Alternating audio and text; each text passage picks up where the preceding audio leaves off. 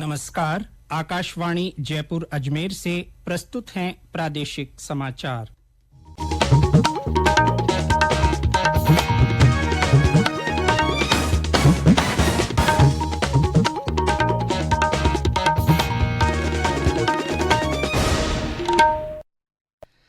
समाचारों के साथ मैं जितेंद्र सिंह पूनिया।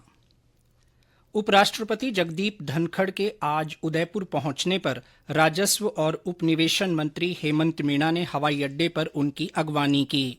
श्री धनखड़ भगवान बिरसा मुंडा की 150वीं जयंती के अवसर पर कोटड़ा में वनवासी कल्याण परिषद की ओर से आयोजित कार्यक्रम में शामिल हो रहे हैं। इसके बाद श्री धनखड़ का मोहनलाल सुखाड़िया विश्वविद्यालय जाने का कार्यक्रम है। यहां वे विज्ञान महाविद्यालय में आयोजित व्याख्यान कार्यक्रम में हिस्सा लेंगे। प्रधानमंत्री नरेंद्र मोदी ने कहा है कि सोशल मीडिया के इस युग में जहां गलत सूचना और दुष्प्रचार का बोलबाला है, वहां सरकार अपने संकल्प के साथ मजबूती से खड़ी है।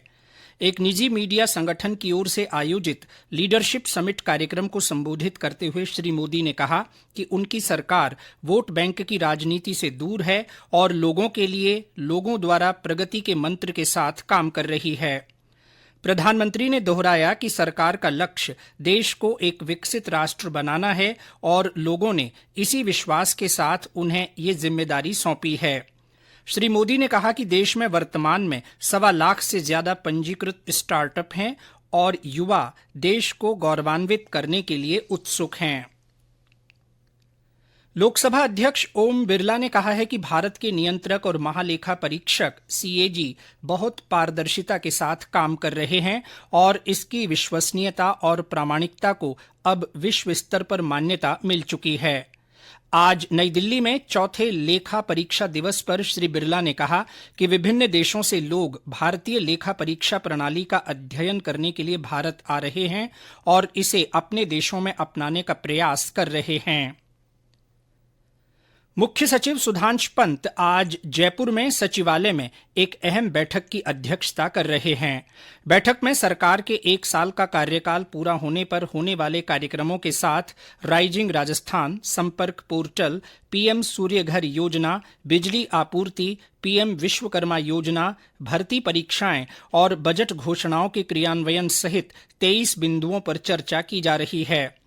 बैठक में सभी अपर मुख्य सचिव, प्रमुख शासन सचिव, सचिव, संभागीय आयुक्त और जिला कलेक्टर शामिल हैं।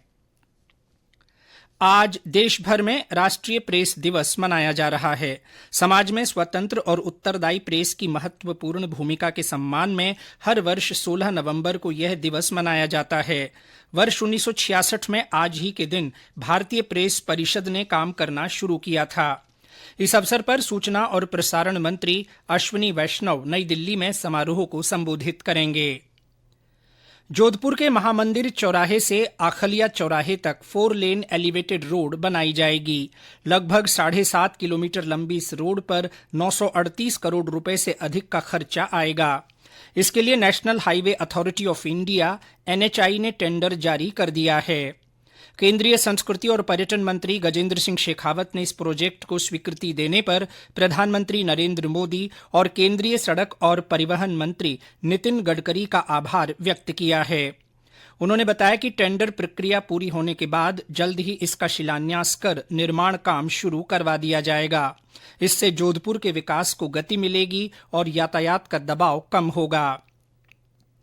प्रदेश में सुबह और शाम के तापमान में लगातार गिरावट होने से राजधानी जयपुर सहित कई जिलों में सर्दी का असर बढ़ रहा है। बीकानेर संभाग में कहीं कहीं हल्के से मध्यम दर्जे का कोहरा छाया रहा। हनुमानगढ़ में घना कोहरा छाने से वाहन चालकों को परेशानी का सामना करना पड़ रहा है। डीग और भरतपुर में सुबह शाम की ठंड के कारण लोगों ने गर्म कपड़े पहनना शुरू कर दिया है। वहीं केकड़ी में लोगों ने गर्म कपड़ों की खरीदारी शुरू कर दी है। मौसम विभाग के अनुसार प्रदेश के ज्यादातर इलाकों में न्यूनतम तापमान 12 डिग्री सेल्सियस के आसपास बना हुआ है। सबसे कम 12 डिग्री सेल्सियस तापमान सिरोही में दर्ज किया गया।